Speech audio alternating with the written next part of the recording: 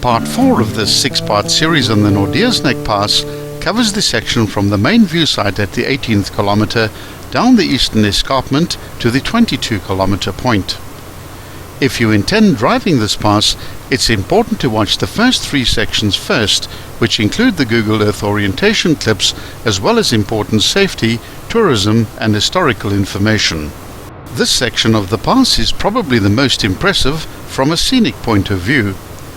It incorporates 32 bends, corners and curves and includes a classic full hairpin bend with high dry-packed stone retaining walls. Despite the road swinging in and out of 7 ravines, the heading is generally into the south and later into the east.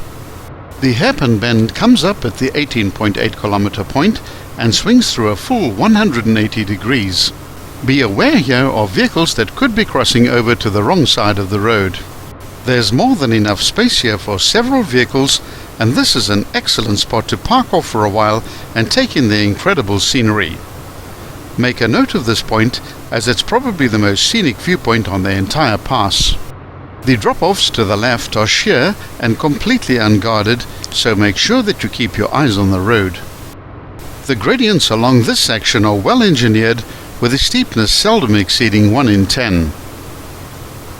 This eastern section of the pass is much wetter than the western side, and if you drive the pass during a rainy spell, you might experience a slippery road surface.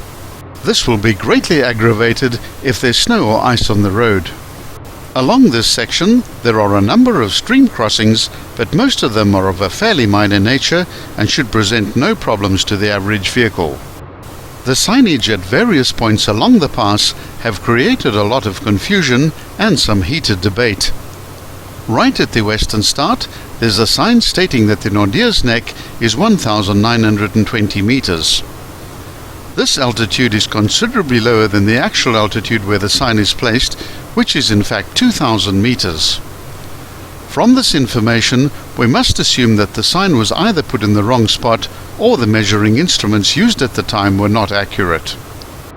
Almost immediately after the sign, there's another newer sign with the Tennerhead Lodge logo on it, which claims the pass to be 2,596 meters.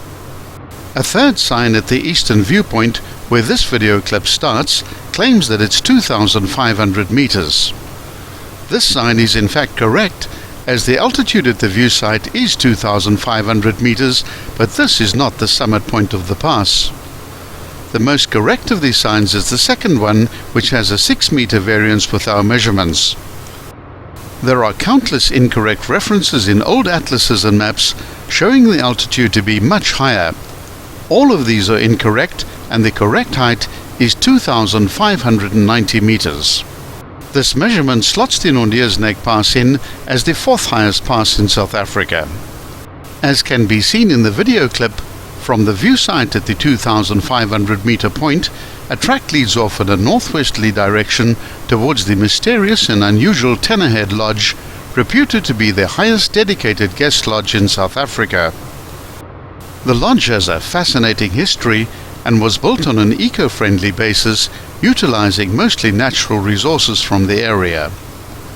The setting is quite magnificent, and the lodge is just a few kilometers from the Lesotho border. It's 4 kilometers away and also marks the eastern start of the Tiffendale-Tennerhead Traverse. If you're fortunate enough to reach the view site in clear weather, spend some time enjoying the amazing views down into the Eastern Cape forests and the grass-covered hills. The road enjoys the full protection of the National Monuments Council. For those who are not fortunate enough to own a 4x4 and want to drive this incredible pass, we urge you to be very sensible about choosing a safe weather window. Any time of the year brings its joys and challenges to the Eastern Cape Highlands. Winter snows and summer blooms, take your pick. Don't attempt driving the passes on your own in winter conditions, and rather let the local experts guide you or go in a group. Remember to lower your tire pressures for dirt road driving, and don't forget the antifreeze in winter.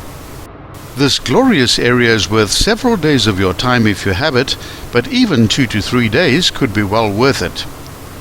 The local advice is to bring layers of clothes because the weather is so unpredictable. Also bring sunscreen, your fishing rod if you're a fisherman, medications and food if you're self-catering. Be sure to watch part 5 of the Naude's Neck Pass.